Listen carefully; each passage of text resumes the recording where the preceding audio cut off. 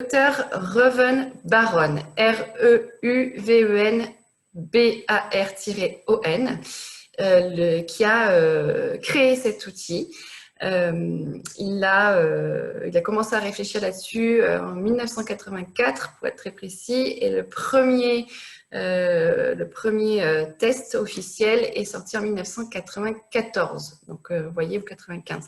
Donc il y a eu 10 années vraiment de recherche, de travaux pour élaborer ce test il y en a eu 2 qui sont sortis à peu près en même temps, donc l'EQI et le MESKIT.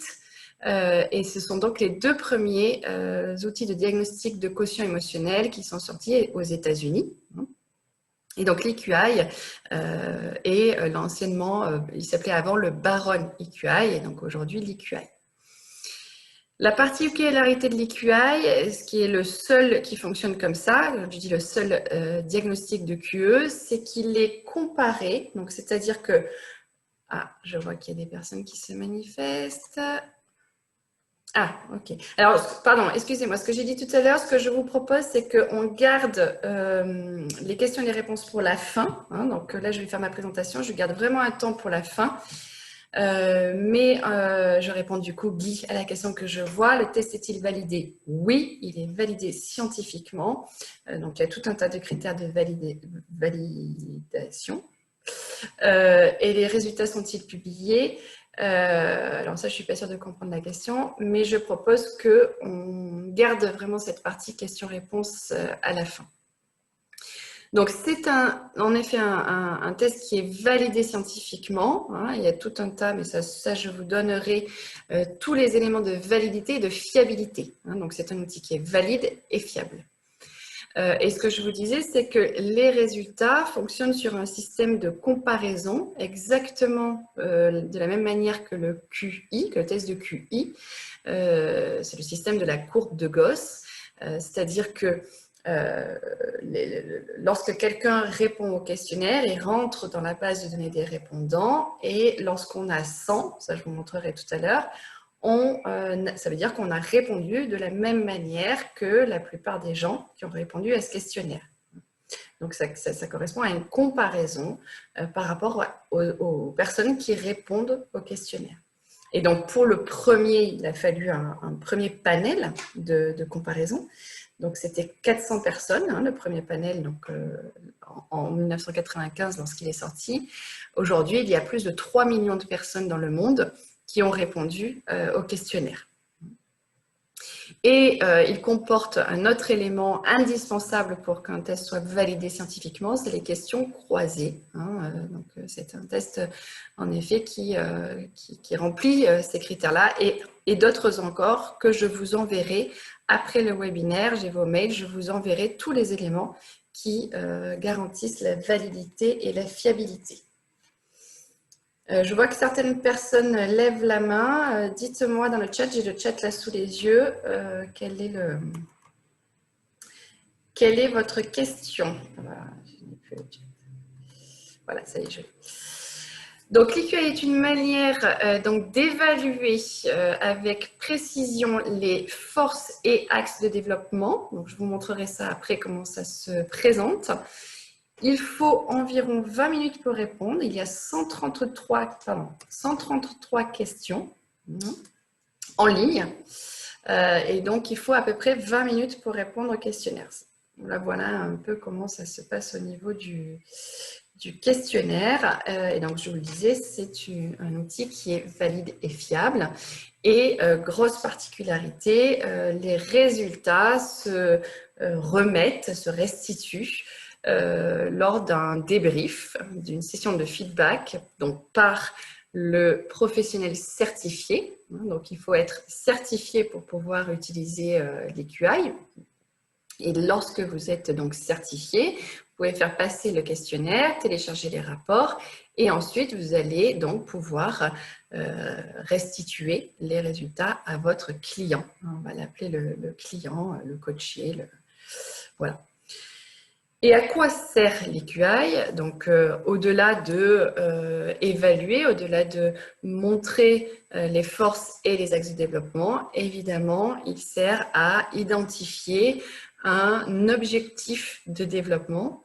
Donc, il sert à identifier de façon très précise ce que la personne gagne ou souhaite développer pour gagner en bien-être, en performance, alors, évidemment, performance, hein, c'est dans le sens ce que le client met derrière performance. Hein. Qu'est-ce que ça veut dire pour lui, la performance? Ça ne veut pas forcément dire plus, hein, mais c'est vraiment quelles sont les forces sur lesquelles le client peut s'appuyer par rapport à son objectif de développement et quelles sont les compétences qu'il gagne à développer pour avancer par rapport à son objectif.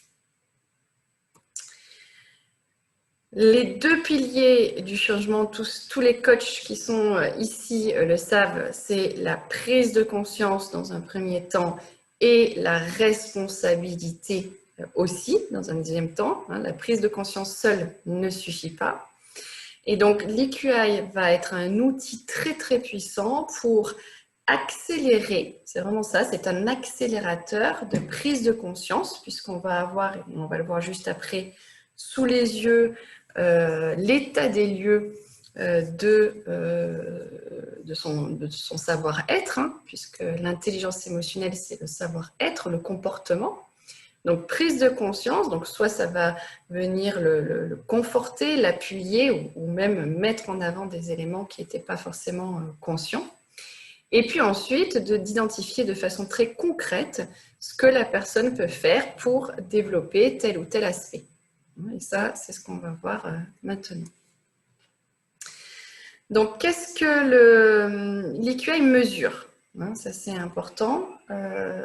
Vous avez à l'écran la roue de l'intelligence émotionnelle. Donc, ça, c'est vraiment la roue qui a été élaborée par le docteur Reuven Baron en lien avec les travaux de Goldman.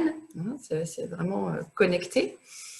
Et donc, cette roue, elle est très intéressante pour bien comprendre tout ce qu'on va observer dans l'EQI. C'est d'ailleurs la deuxième page du rapport comporte cette roue avec une définition très complète de chaque élément. Mais voilà ce que l'EQI va observer. Donc, la première chose à noter, ce qu'on voit, c'est que c'est une roue parce que ces éléments, cette intelligence émotionnelle qu'on va observer dans ce diagnostic sont des résultats à un moment donné. Ça, c'est très important. Le QE, le quotient émotionnel, bouge, évolue, change, et donc les résultats ne sont pas figés. Ça, c'est très important parce que ça, pour le coup, c'est très différent du QI, puisqu'on dit que les résultats du QI sont figés. Ces résultats-là, sur ce diagnostic, ne le sont pas. Et c'est d'ailleurs ce qui va être intéressant lorsqu'on fait un travail de développement, que ce soit en coaching ou autre, ou en interne, ou même en recrutement. Ça va être intéressant, si on fait repasser le questionnaire quelques temps après, de pouvoir aussi regarder ce qui a bougé. Donc, ce qu'on voit, c'est qu'il y a 5 dimensions. Donc, la première dimension, c'est la perception de soi. Donc, c'est vraiment l'intra de Goldman. C'est la relation avec soi, en fait. Donc, ça va être dans cette première dimension, on va s'intéresser à tout ce qui correspond à l'interne, à l'intra. Ensuite, on va s'intéresser à l'expression individuelle, c'est-à-dire ce que la personne exprime et comment elle l'exprime, ou ce qu'elle n'exprime pas et comment elle ne l'exprime pas. D'ailleurs, ça marche dans les deux sens. On va s'intéresser ensuite à la relation, aux facultés relationnelles, c'est-à-dire comment la personne se sent avec l'autre et comment je perçois l'autre. Donc, c'est vraiment toujours dans cette dynamique-là. Ensuite, on va s'intéresser, et ça, c'est très unique pour le coup dans les tests de QE. Il y a vraiment dans celui-là la dimension du processus décisionnel, c'est-à-dire qu'on va vraiment s'intéresser au rôle et à l'impact des émotions dans la prise de décision. Et enfin, la dernière dimension, la gestion du stress, qui va regarder là comment la personne, quelle est la capacité du client à tolérer, à faire face au stress. Situation difficile, en d'autres termes. Et ce que vous voyez là, c'est que tous ces éléments sont connectés, sont interconnectés. Vous voyez que la perception de soi va avoir un impact sur l'expression, qui elle-même va avoir un impact sur la relation, et puis tout cela sur la prise de décision, sur la gestion du stress, et ainsi de suite. Ce qui donne ce mouvement de roue qui tourne tout le temps, tout le temps, tout le temps. Et donc, c'est un modèle qui est très dynamique. Et ça, on va regarder après comment, concrètement, on observe le dynamisme dans ce diagnostic. Et ce qu'on note, c'est qu'il y a 3 compétences par dimension. Je vais évidemment revenir dessus. Donc ça, c'est très important parce que ce diagnostic va donc mettre en avant ces 5 dimensions et les résultats dans chacune de ces 15 compétences. C'est comme ça que va fonctionner l'EQI. Ce que vous avez là à l'écran maintenant, c'est la page du rapport EQI qui est l'aperçu des résultats. Donc vous avez un exemple à l'écran. Vous voyez qu'il y a un résultat dans chaque dimension et un résultat dans chaque compétence et un total en haut, qui est donc le QE, le total de QE, le quotient émotionnel du client. Vous voyez qu'il y a donc une tranche de score, comme je vous le disais tout à l'heure. Donc, lorsqu'on se situe entre 90 et 110, ça veut dire, comme je vous le disais tout à l'heure, qu'on se situe dans la majorité, les 50% de la totalité des gens qui ont répondu au questionnaire. Lorsqu'on a plus de 110, ça veut dire qu'on est au-dessus, ça veut dire qu'on a répondu aux questions de manière plus positive, c'est ça que ça veut dire. Lorsqu'on est en dessous, ça veut dire qu'on a répondu de façon plus négative que la plupart des gens.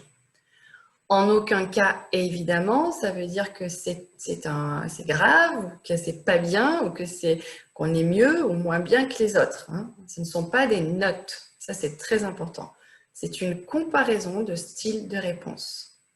C'est une auto-évaluation, puisque les personnes vont répondre pour eux en ligne.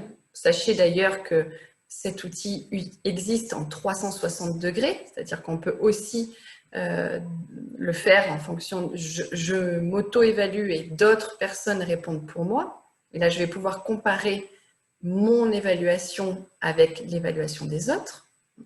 Donc ça, c'est la version 360 degrés. Mais sur la version standard, c'est une auto-évaluation. Donc ça veut dire que si j'ai plus de 110, je m'évalue plus fort que la plupart des gens et en dessous, moins fort. Mais c'est vraiment tout ce que ça veut dire. C'est-à-dire, et ce qui va être intéressant, c'est ce qui va ressortir évidemment pendant le feedback, pendant le débrief et pendant l'échange. Qu'est-ce que ça veut dire pour vous? Donc déjà, est-ce que vous vous retrouvez dans ces scores? Ça va être la première question. Dans ces tendances, en fait, on va plutôt parler de tendances. Et puis, est-ce que vous vous retrouvez dans les tendances fortes, dans la moyenne et plus basse? Et très souvent, voire toujours, si j'ai une compétence plus basse, je le sais très bien déjà, et je vais même pouvoir dire, par exemple, j'ai eu quelqu'un ce matin qui avait une empathie plutôt basse et qui a dit « Oui, c'est volontaire, pendant trop longtemps, je me suis intéressée aux autres et qu'aux autres, et maintenant, je veux m'intéresser à moi. » Et en disant ça, en gros, elle m'explique pourquoi son score est plus bas en empathie. Donc, je vous donne cet exemple pour vous montrer que, évidemment, il n'y a pas de jugement par rapport aux résultats. Jusque-là, j'ai envie de dire, c'est à peu près comme ça que fonctionnent tous les diagnostics, déjà de façon globale, mais d'autant plus de QE, c'est-à-dire qu'ils vont donner des résultats sur certains items. Ok, donc ils vont nous donner une information sur la tendance. Mais en fait, l'EQI, quelle est l'étendue des scores? L'étendue des scores va de 25 à 145. Voilà.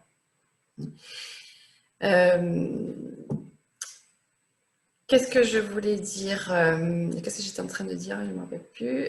Oui, donc jusque-là, le système là qu'on observe ici n'est pas nouveau, si ce n'est que voilà, par rapport aux dimensions et aux compétences. Mais jusque-là, il n'y a pas cette notion de dynamisme dont je vous parlais tout à l'heure, et qui est pour le coup la richesse de l'EQI.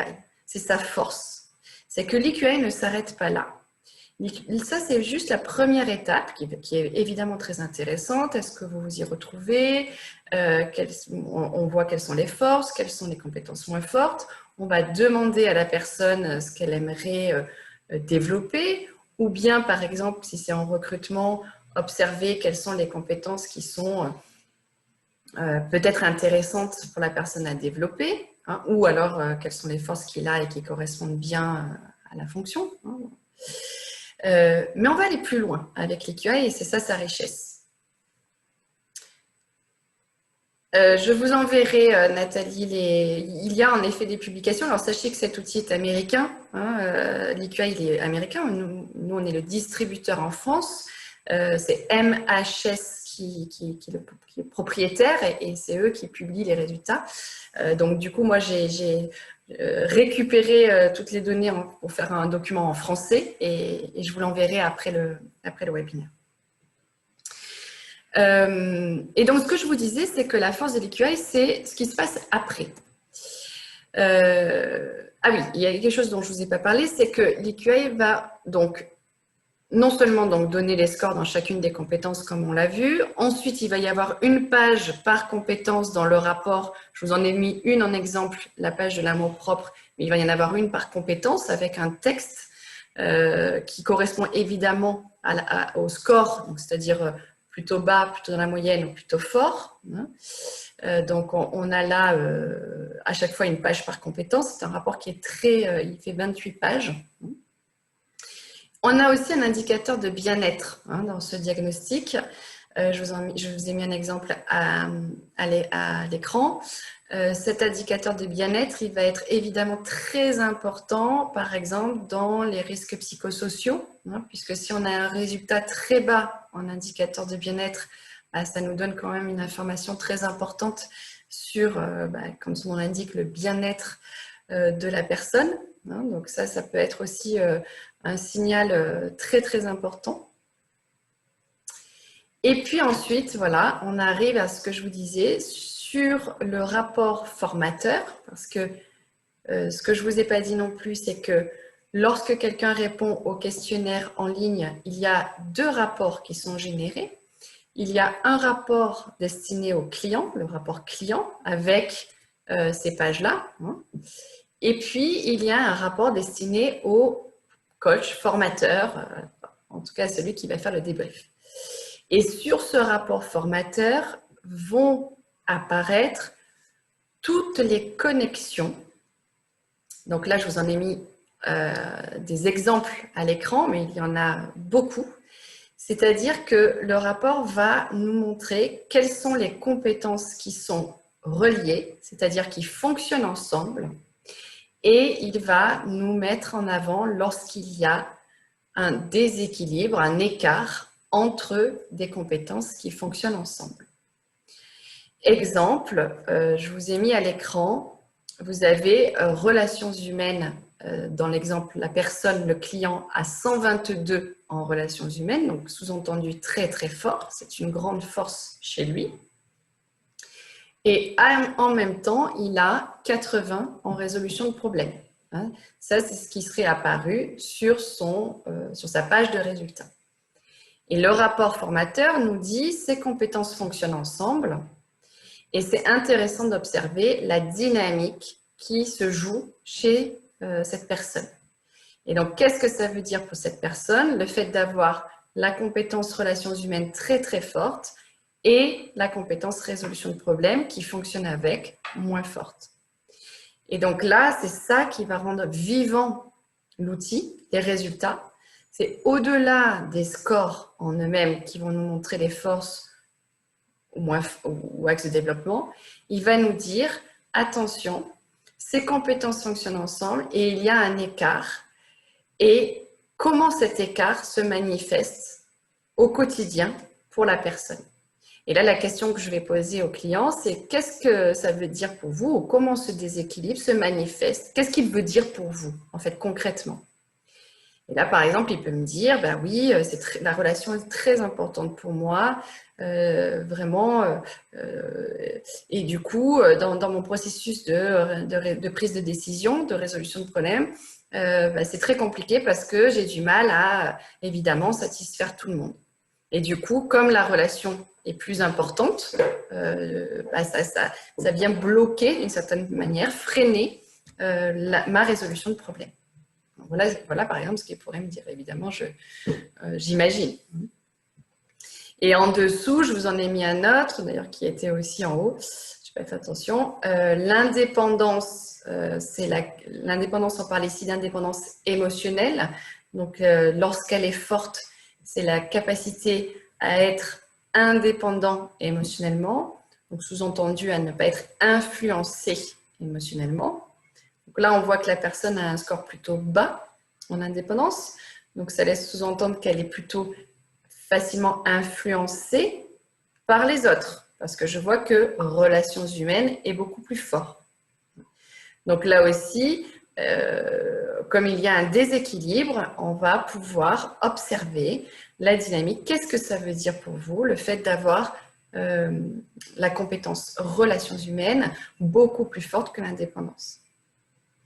Donc, c'est ça vraiment la puissance de l'EQI. Il va mettre en avant les déséquilibres, les écarts.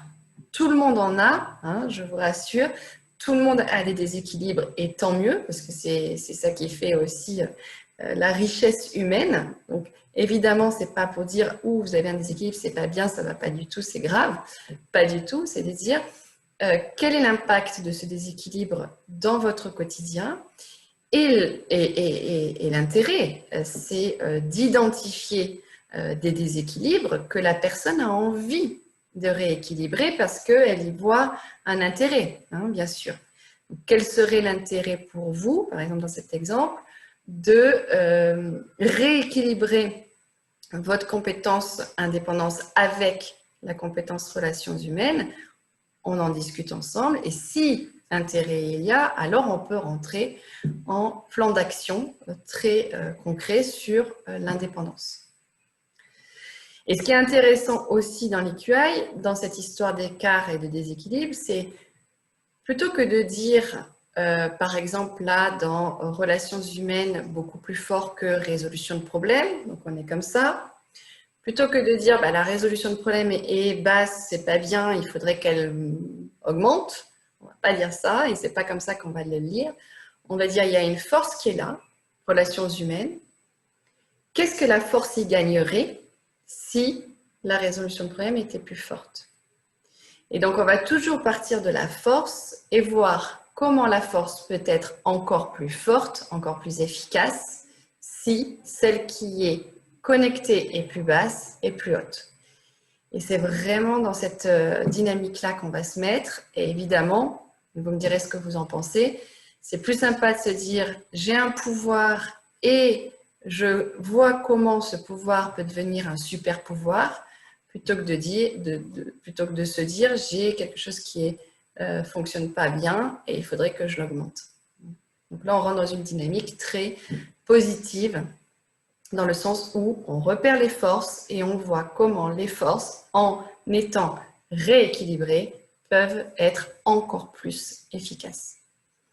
Donc voilà comment fonctionne l'EQI et voilà sa force. Alors évidemment, je vous montre un extrait, hein, la certification, pour ceux qui souhaitent la faire. Elle sert à bien comprendre comment ça fonctionne et à pouvoir interpréter évidemment ces écarts et pouvoir les investiguer pour arriver à un point comme ça. Et je vous disais tout à l'heure que c'est un accélérateur. En 1 heure de débrief, on peut tout de suite, enfin pas tout de suite, en 1 heure, identifier de façon très concrète une compétence sur laquelle la personne va pouvoir se concentrer le soir même, dès le lendemain, parce qu'elle y a vu vraiment un intérêt et ce que ça pouvait lui apporter.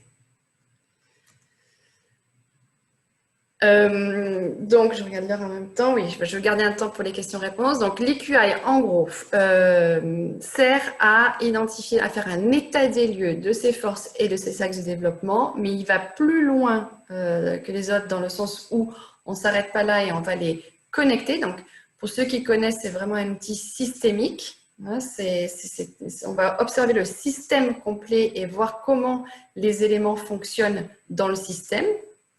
Et évidemment, il peut être utilisé dans tous les domaines qui correspondent au savoir-être, que ce soit en interne sur les plans de formation, en recrutement.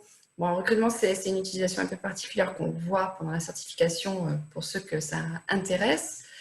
Dans le développement du leadership, évidemment, du management, mais pas que, dans la communication, le team building, etc., etc. Vous l'avez bien compris, dès que ça touche de qu'est-ce que moi je gagne à développer pour, en gros, me sentir mieux. Et donc, pour conclure, c'est mieux se connaître, mieux communiquer, entretenir de meilleures relations, dans le sens peut-être plus sain ou plus authentique, prendre de meilleures décisions, mieux gérer le stress. A priori, lorsqu'on a vraiment identifié sur quels éléments je pouvais m'appuyer, puisque ce sont des forces, et quels éléments je peux développer pour que finalement le système fonctionne mieux, et donc pour que je me sente mieux, que les personnes avec moi se sentent mieux, et qu'évidemment, tout ça corresponde à plus de performance dans le sens efficacité, bien-être, sérénité, enfin voilà. Voilà pour la présentation. Alors oui, non, pardon, excusez-moi, je voulais juste vous présenter. Donc moi, je me suis présentée tout à l'heure et il y a Catherine Denner qui ne pouvait pas être là aujourd'hui, qui est aussi avec moi sur la certification. Donc voilà, je voulais vous la présenter parce que si vous inscrivez la certification, vous serez soit avec moi, soit avec Catherine, puisque nous sommes les deux personnes qui certifions à l'EQI dans le cabinet. J'arrête ma présentation ici. Je suis contente qu'on ait réussi. Ah oui, vous voyez la flexibilité, hein, parce que j'en parlais, c'est une compétence qui est dans la dimension de la tolérance au stress. Donc là, typiquement, je me suis retrouvée dans une situation avec de l'émotion, et vous aussi, j'imagine. Et donc, la tolérance au stress pour ne pas perdre pied, flexibilité pour tenter des nouvelles solutions. Résolution de problème, on a réussi à résoudre le problème, bon, même si je ne sais pas exactement comment, mais en tout cas, je me suis déconnectée, reconnectée. Et donc, vous voyez, je vous montre ça pour vous illustrer que ces compétences de l'intelligence émotionnelle qu'on voit dans ce diagnostic, elles sont toujours en action. Et plus je vais être conscient de ça, plus je vais, donc après ce débrief, j'ai repéré ces 15 compétences, je vais pouvoir dire, ah, mais là, je vois que dans cette situation, j'ai utilisé mes forces, flexibilité, résolution de problèmes, et peut-être que j'aurais gagné à faire preuve de plus de, qu'est-ce que je pourrais dire, d'optimisme, par exemple. Si je me dis, bon, bah, de toute façon, je ne vais jamais y arriver, ça ne va pas fonctionner, bon, bah, j'arrête et tant pis, hein. Voilà, donc je vous donne cet exemple pour vous montrer que dans chaque situation du quotidien, une fois qu'on a ces résultats, on peut voir, on peut relier, on peut traduire les comportements par rapport aux résultats. Et c'est ça qui est très puissant aussi dans l'EQI. Oui, Leïla, je vous enverrai l'enregistrement en espérant que c'est fonctionné. Alors, sachez que comme il y avait beaucoup de personnes qui se sont inscrites, on va refaire une session mercredi. Je vous enverrai le lien si vous voulez revenir et cette fois-ci, je le ferai dans un lieu où je suis sûre, alors je dis ça, c'est l'optimisme, hein, on va dire, que la connexion va fonctionner. En tout cas, a priori, la connexion est meilleure qu'ici. Alors, la certification, c'est donc une formation de 2 jours qui permet aux personnes qui le souhaitent donc, de pouvoir utiliser cet outil. Donc, si vous voulez plus d'informations, vous allez sur le site du Centre de l'intelligence émotionnelle. Il y a des sessions à distance, évidemment, plutôt en ce moment, et aussi en présentiel. De mémoire, je crois que la prochaine session en présentiel, elle est prévue en mars à Paris. Et en juillet, tout début juillet, à Aix-en-Provence. Et sinon, tous les mois, il y a des sessions à distance. Donc, la certification, qu'est-ce qu'elle comprend? Vous allez, dans un premier temps, répondre vous-même au questionnaire et avoir votre débrief d'une heure à distance. Donc, ça, c'est vraiment pour le vivre et avoir, évidemment, son vécu. Ensuite, il y a 3 modules en ligne et ensuite, il y a la formation. C'est 2 jours en présentiel à la suite ou c'est 3 demi-journées lorsque c'est à distance, de 9h à 13h. Donc ça, c'est une formation, même quand c'est à distance, c'est ensemble. Hein, c'est à des dates précises et on se retrouve comme là sur Zoom, en petits groupes, hein, évidemment. C'est des groupes de 6 personnes maximum à distance. Et à l'issue de la formation, vous avez un examen en ligne et à partir du moment où vous avez passé l'examen, vous êtes donc certifié, vous avez un certificat qui vous permet d'ailleurs d'avoir des points pour ceux qui sont coach ICF, hein, ça donne des crédits. Tout ça, vous le trouverez sur le site. Et donc, vous avez votre propre plateforme où vous pouvez vous-même envoyer les questionnaires, télécharger vos rapports et évidemment, vous êtes totalement autonome dans la gestion de vos questionnaires et rapports. À savoir, après, ça fonctionne comme tous les autres, MBTI, DISC, Enneagramme, ProcessCom, etc. C'est le même principe. Hein. Vous rechargez votre plateforme en crédit pour pouvoir ensuite télécharger vos rapports. Pour l'instant, pas encore CPF, mais on est en attente de validation. Donc, c'est l'administration. Donc, le dossier est en cours, mais voilà, je ne peux pas vous dire quand ce sera bon, mais en tout cas, c'est en cours.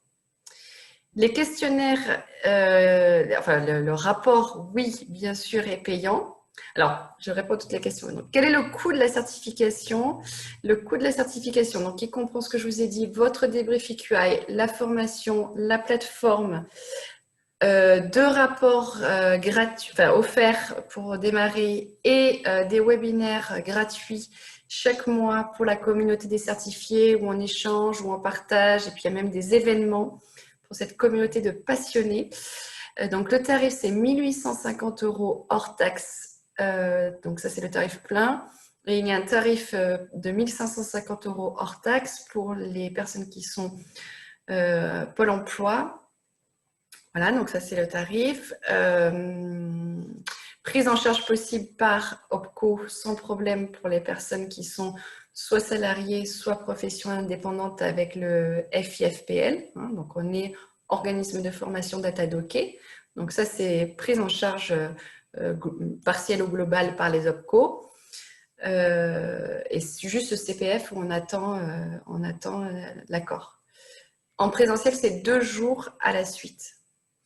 Et ensuite, une fois que vous êtes certifié, donc vous allez payer, vous allez acheter les rapports. Donc, il vous coûte 67 € hors taxe pour le rapport standard, ce qui revient à peu près à 75 € TTC. Et le prix de facturation client se situe entre, donc diagnostic plus débrief, hein, se situe entre 250 € hors taxe et 350 € hors taxe. Ça, c'est les prix conseillés de facturation ensuite à vos clients.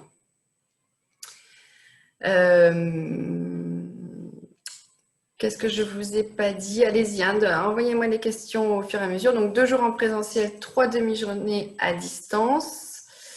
Ah oui, est-ce que je vous... Donc, avec la certification, donc vous êtes certifié à tout un tas de rapports. Hein, tout est compris dans la formation. Donc, vous allez pouvoir utiliser le rapport standard, le rapport leadership, le rapport 360 degrés, je vous en ai parlé tout à l'heure, le rapport d'équipe. Hein, donc, tous ces rapports seront évidemment disponibles sur votre plateforme une fois certifiés. Pourquoi le client ne reçoit-il pas le rapport du débriefeur? Tout simplement parce qu'il y a 2 rapports. Il y a un rapport client qui est très très riche et il y a un rapport formateur que seul le formateur peut lire puisque ça n'a aucun intérêt que le client le reçoive. Il ne comprendrait pas puisque le rapport formateur va juste contenir cette histoire de connexion et de déséquilibre sur lequel on va échanger pendant le débrief. Mais si vous lui envoyez le rapport formateur, il ne va rien comprendre puisque c'est vraiment la matière, si je peux dire, qui va être utilisée pendant le débrief. Mais tout ça, évidemment, c'est des éléments que vous apprenez lors de la certification. Le passer pour soi-même seulement, alors coûte combien? Donc si vous allez sur le site du Centre de l'intelligence émotionnelle, vous allez voir que vous pouvez acheter le diagnostic plus une heure de débrief avec un coach certifié au tarif de 300 € TTC. Donc ça c'est le tarif particulier. Après si c'est une entreprise qui veut vraiment le faire passer en interne au tarif entreprise, c'est 350 € hors taxe. Antoine, justement, ces connexions et déséquilibres sont compréhensibles pour le client? Oui, ce sera compréhensible à partir du moment où vous allez échanger dessus pendant le débrief. Et puis, si après, vous voulez lui envoyer le rapport formateur, vous pouvez. Mais bon, tout ça, Antoine, si vous faites la certification, ce sera beaucoup plus clair et vous comprendrez pourquoi il y a un rapport destiné au client et un rapport destiné au formateur. Ça ne veut pas du tout dire que c'est secret, hein, vous pouvez lui donner si vous voulez. C'est juste que c'est vraiment deux rapports très différents. Avec quel autre test conseillez-vous de le marier? Alors, il se marie avec tous les autres. Moi, je suis certifiée Arc-en-Ciel Disque, donc je connecte les deux. Et il y a tout un tas de certifiés qui sont certifiés Processcom, MBTI et qui vont vraiment faire des connexions. La grosse différence, c'est que l'EQI n'est pas un diagnostic de profil. Il ne va pas donner de profil, hein, contrairement au DISC, MBTI et tous les autres. L'EQI va, comme on l'a vu, donner des résultats dans chacune des compétences et mettre ces compétences en connexion. Ce qui va pouvoir, par exemple, venir appuyer des éléments qu'on aura mis en avant sur un autre outil qui va être plus orienté profil. Hein, exemple, je suis très rouge, je prends conscience que mon rouge, pour parler du disque, peut parfois être difficile pour les autres. Quelle est donc du coup la compétence qui serait intéressante pour moi de développer pour peut-être rendre mon rouge plus constructif et recevable? La certification apporte-t-elle des outils protocoles pour accompagner le client dans son travail d'équilibre de ses forces? Oui, un peu, mais c'est surtout les webinaires. Oui, hein, la réponse est oui, puisqu'on aborde ça pendant la certification. Et en plus, tous les mois, je vous disais, moi et Catherine, on propose 2 webinaires par mois à distance gratuits pour les certifiés. Et c'est évidemment un des sujets sur lesquels on revient le plus. Voilà, donc il y a tout un suivi après et une présence continue. QE, compétences. Annie, je comprends. QE, ça veut dire quotient émotionnel. Et je vous ai montré tout à l'heure dans la roue, il y a les 15 compétences du quotient émotionnel qui sont mis en avant dans ce diagnostic. Le rapport équipe implique-t-il de faire passer le test à tous les membres de l'équipe? Oui. Et à investiguer la comptabilité des membres et de travailler la performance globale? Oui. Donc, il y a d'abord, chacun répond de façon individuelle dans l'équipe. Et ensuite, en effet, une fois que tout le monde a répondu, on sélectionne toutes les personnes et on crée un rapport d'équipe de l'équipe. Mais il faut d'abord que les personnes aient répondu de façon individuelle. Le QE est-il une compétence? Oui, on peut l'appeler c'est une intelligence. C'est une intelligence qui est composée de plusieurs compétences. Voilà comment moi je dirais les choses. Est-ce que dans l'outil, vous utilisez la CNV? Bien sûr. Et ça, c'est CNV, donc pour ceux qui connaissent, communication non violente. On a toutes les compétences, plusieurs compétences de l'intelligence émotionnelle qui sont, par exemple, dans la CNV. Et ça, c'est très intéressant parce que quelqu'un qui va vouloir développer sa communication non violente, on va pouvoir, grâce à l'EQI, identifier quelles sont les compétences qui sont fortes et quelles sont celles qui sont moins fortes pour le développement de la CNV. Exemple, expression émotionnelle, j'exprime ce que je ressens. Affirmation de soi, j'exprime mon besoin. Empathie, j'écoute l'autre, enfin, quel est le besoin et l'émotion de l'autre. Flexibilité et résolution de problèmes dans la co-construction de solutions. Relations humaines, évidemment. Enfin, voilà, vous voyez bien toutes les compétences qui font partie, enfin, qui sont dans le processus de communication non violente. Et on voit bien à quoi peut servir l'EQI, puisqu'il va permettre de voir quelles sont les compétences qui vont être plus faciles pour la personne et quelles sont celles qui va peut-être mettre un peu de côté.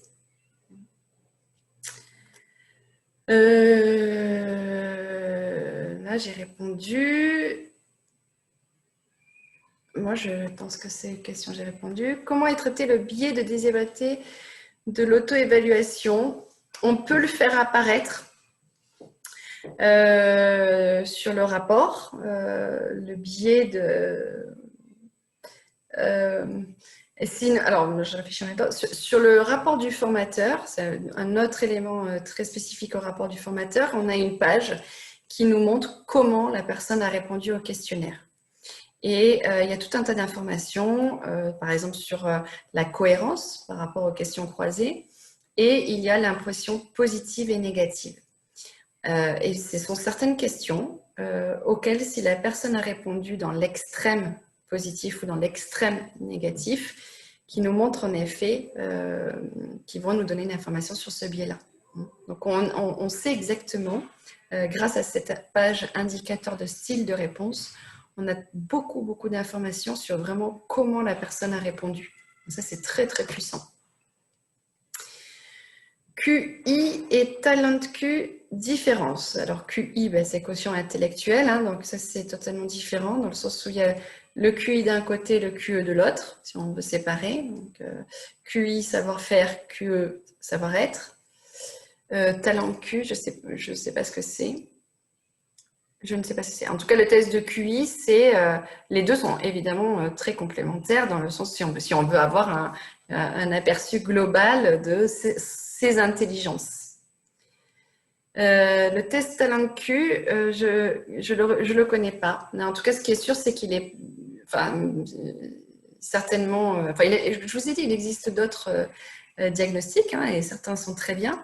L'avantage de l'EQI, c'est que c'est le premier qui a été élaboré, qu'il est validé scientifiquement. Je vous donnerai tous les éléments de validité.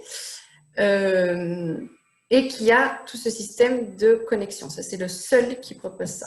Et que c'est quand même celui qui est le plus connu et le plus utilisé au monde. Donc, tant qu'à faire, autant en avoir un qui est reconnu. Donc, Talent Q, c'est certainement très bien. Il s'est peut-être inspiré de l'EQI. Mais en tout cas, l'EQI est vraiment le premier avec, je vous disais, le MESKIT, qui est Myers-Salové. Il y avait Myers-Salové d'un côté, Goldman de l'autre, et Baron qui était plutôt du côté de Goldman. Quelle formation minimum faut-il avoir pour passer cette certification? Il n'y a pas de formation minimum, c'est plus en termes de rôle, de fonction. Il faut être a priori plutôt dans l'accompagnement, puisque c'est un outil qui va permettre d'accompagner la personne dans son développement. Donc c'est tout ce qui est attrait avec le développement de l'être humain. C'est plus dans ce sens-là, mais il n'y a pas de formation requise. J'ai vu qu'il y avait 2 certifications. Il y a une certification niveau 1, donc c'est celle-là, c'est celle dont je vous parle. Et la certification niveau 2, c'est pour les personnes qui sont déjà certifiées et qui souhaitent avoir une formation clé en main autour de l'EQI pour animer en collectif. Donc, les personnes qui viennent repartent avec une box qui comprend tout le matériel et le déroulé, etc., d'une formation, d'atelier, exactement, d'atelier collectif autour de l'EQI. Mais pour pouvoir faire le niveau 2, il faut avoir fait le niveau 1 et ce n'est absolument pas obligatoire dans le sens où vous pouvez tout à fait utiliser l'EQI même en collectif sans faire le niveau 2, hein, bien sûr. Niveau 2, c'est vraiment pour ceux qui veulent avoir la formation et les défis, les 12 défis en collectif autour de l'EQI. Le nom de l'auteur de ce test, c'est le docteur Reuven Baron. Je vous l'écris dans le chat. Reuven Baron. Et d'ailleurs, il s'appelait, la première version s'appelait le Baron EQI. Je suis formatrice dans la vente et relations clients, c'est bon pour moi? Oui, tout à fait, évidemment. S'il y a bien un domaine où les émotions sont intéressantes à aller observer et les comportements, parce qu'en fait, l'EQI, c'est les comportements face aux émotions. C'est pour ça que je vous parlais tout à l'heure de mon exemple de flexibilité par rapport à mon émotion de stress, par rapport au fait que le son ne fonctionnait pas. Ben, imaginez bien un vendeur qui stresse parce qu'on lui pose une question à laquelle il ne sait pas répondre, par exemple, et qui va perdre ses moyens. Et du coup, très certainement que la vente, ça va être plus difficile. Donc, évidemment que c'est un outil qui est très puissant dans ces domaines-là, dans le marketing, enfin, dans tout en fait. Moi, je dis toujours, dans n'importe quel métier, a priori, c'est quand même intéressant de s'intéresser au comportement, aux émotions, bien sûr, et au comportement qu'on va adopter par rapport à ces émotions. Donc, je crois que n'importe quel domaine, que cet outil a un intérêt pour quel que soit le domaine.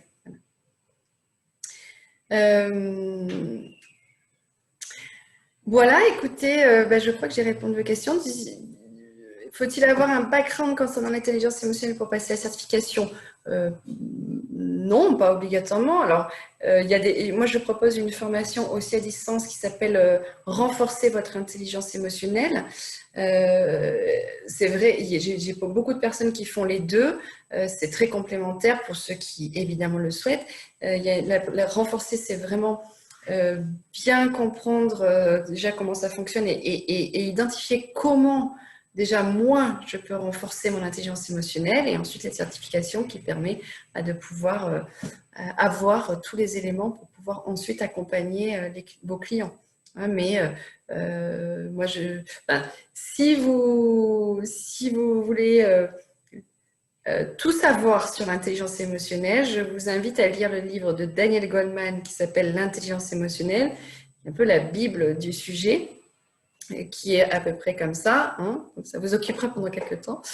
Mais évidemment, c'est absolument pas obligatoire. Mais là, je le dis plus pour vous. Si vraiment vous voulez tout savoir, c'est à mon avis le meilleur livre à lire, même s'il n'est pas forcément évident à lire. Pour redéfinir si une personne est haut potentiel, quel outil utiliser seulement? Le QI ou le QE? Les deux. Le QI va permettre d'identifier que la personne est haut potentiel, ça c'est le QI, c'est le test de QI, parce que c'est en fonction d'un certain score de QI qu'on est considéré comme haut potentiel. Et ensuite, le test de QE, moi j'ai beaucoup de personnes évidemment qui viennent pour ça, parce que très souvent, les personnes qui ont un QI élevé ont un sujet au niveau du QE. Et donc, c'est sur ces aspects-là qu'ils vont pouvoir vraiment agir pour se sentir mieux, pour peut-être mieux vivre ou mieux s'affirmer. Voilà. C'est en tout cas, QI permettra d'identifier son niveau et donc si on est haut potentiel ou pas. Et le test de QE va permettre d'identifier là où la personne peut se concentrer pour se sentir mieux, pour gagner en performance, pour réussir, voilà, pour mieux s'exprimer, etc. etc. Bon, voilà, écoutez, merci beaucoup à tous. J'ai vos mails, si vous êtes là, c'est que j'ai vos mails. Donc, je vous envoie l'enregistrement en espérant qu'il fonctionne. Dans tous les cas, je vous l'envoie. Je vous envoie aussi la présentation, les éléments de validité et de fiabilité et le lien pour le prochain webinaire qui aura lieu mercredi pour ceux qui souhaitent une deuxième. Et si vous voulez savoir toutes les informations sur la certification, c'est sur le site du Centre de l'intelligence émotionnelle ou par mail. Vous me répondez par mail si ça vous intéresse. Bonne journée à tous. À bientôt. Au revoir.